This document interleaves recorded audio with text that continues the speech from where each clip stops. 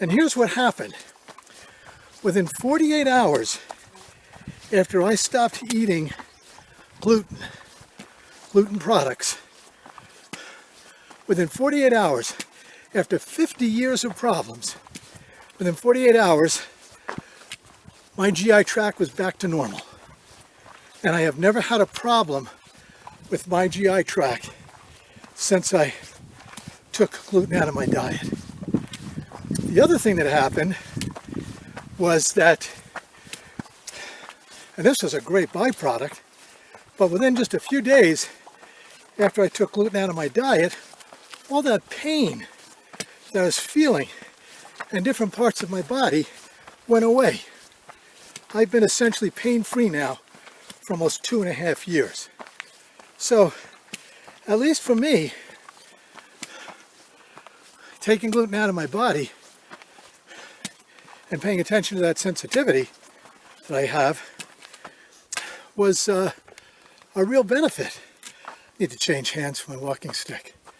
Let me just take a break here. I'm going to kind of go uphill section on the hike. Now, the other problem that we have with gluten is that for at least some people, gluten can produce what's called the leaky gut syndrome. Again, not medical advice, read up on it. But what happens is, at least for some people, maybe a lot of people, the gluten actually fools the walls of your colon into thinking that the food's digestible and lets this inflammatory agent into your bloodstream, which means it gets outside of your GI tract and starts to get to your organs. But again, I'd encourage you to read up on that. Point is, as I lost this weight, I just started feeling better and better and better. And as it turns out, the fat that I was losing was not sub-Q fat,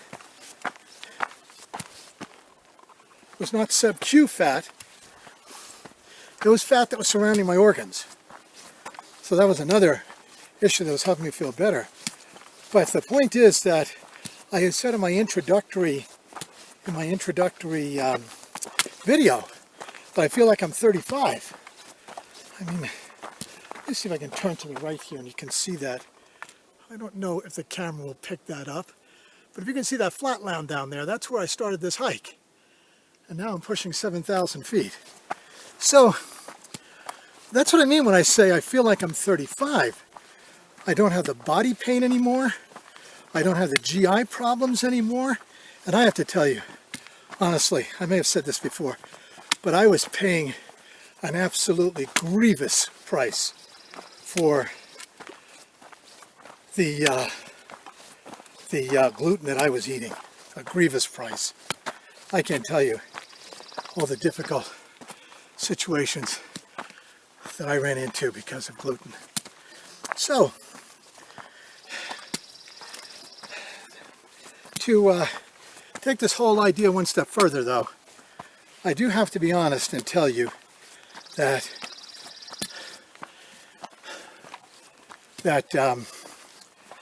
a gluten-free diet is not an easy thing to pursue. You know, you're done eating bread, you're done eating bagels, you're done eating wheat pasta, you're done eating pizza, you're done eating cakes, you're done eating cookies, etc., that have been made with wheat or wheat flour. However, there has been an increasing number of gluten-free products on the market. Yesterday, for example, as a surprise, my wife bought me a box of gluten-free brownies. And they make very good, I think reasonably good, gluten-free bread. The pasta, it's not great, but it's good enough. But there are alternatives. But I do want to say that it is hard.